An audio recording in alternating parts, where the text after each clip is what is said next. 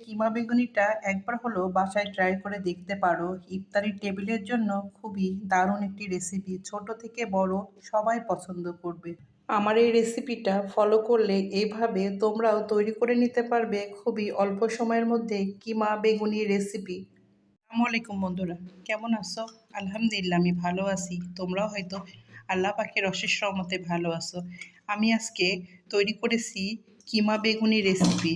আমার এই কিমা বেগুনি রেসিপিটা তোমাদের কাছে যদি ভালো লেগে থাকে তাহলে অবশ্যই একটি লাইক, একটি কমেন্ট, একটি শেয়ার করবে।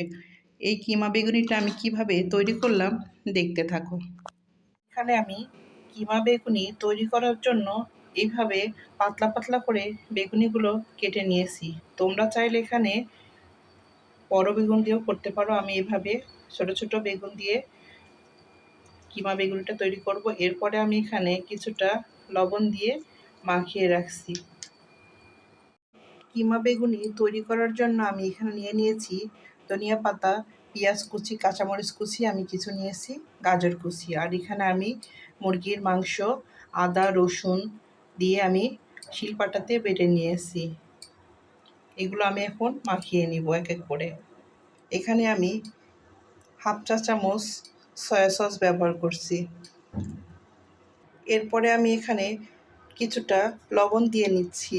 এরপরে আমি এখানে গোলমরিচের গুঁড়া, কিছুটা আমি গরম মশলার গুঁড়া, এরপরে আমি এখানে দিয়ে নিচ্ছি 1 চা চামচ লাল মরিচের গুঁড়া। সবগুলো উপকরণ মাখিয়ে নিব।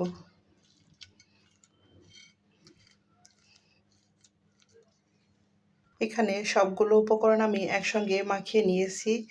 এরপরে আমি কিছু পরিমাণে চিকেন নিয়ে এভাবে বেগুনের মাঝে দিয়ে নিব হাতের সাহায্যে।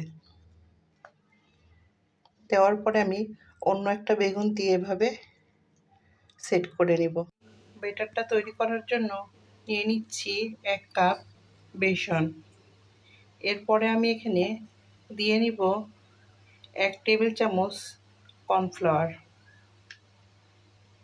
এরপরে আমি এখানে কিছুটা আতপ চাউলের আটা ব্যবহার করছি। এরপরে আমি এখানে 1 চা চামচ লাল মরিচের গুঁড়া, হাফ চা চামচ হলুদের গুঁড়া, পরিমাণ মতো পানি দিয়ে সুন্দর করে ব্যাটারটা আমি তৈরি করে নিব। এরপরে আমি এখানে দিয়ে নিব হাফ চা চামচ গরম মশলার গুঁড়া। এরপরে আমি এখানে 1 চা চামচ আদা রসুন বাটা অ্যাড করব। আরও কিছুটা পানি দিয়ে আমি সুন্দর করে ব্যাটারটা তৈরি করে আধা ঘন্টার জন্য রেস্টে রেখে দেব। সবগুলো কিমা বেগুনি কিমা দেওয়া কমপ্লিট। এরপরে আমি ভেজে নিব।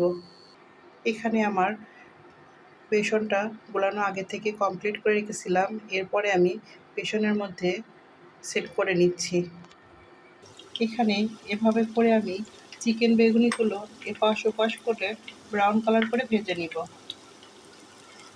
কিমা বেগুনি রেসিপিটা যারা বেগুনি খেতে পছন্দ করে না তারাও খেয়ে নেবে, বুঝতেই পারবে না যে এটা বেগুনি খাচ্ছে। এইভাবে কিমা বেগুনি রেসিপিটা করলে বাসায় তোমার সবাই প্রশংসা করবে। কিমা বেগুনি রেসিপিটা ইফতারিতে তোমরা অবশ্যই ট্রাই করে দেখবে, আর কেমন লাগলো অবশ্যই কমেন্টের মাধ্যমে জানাবে। আমার কিমা বেগুনি রেসিপিটা কমপ্লিট, আমি পরিবেশন পাত্রে তুলে নিয়েছি। আমার এই রেসিপির সঙ্গে এতক্ষণ পর্যন্ত যারা আছো তাদেরকে অসংখ্য অসংখ্য ধন্যবাদ। অনেক ভালোবাসা রইল তোমাদের জন্য। আল্লাহ হাফেজ। আসসালামু আলাইকুম।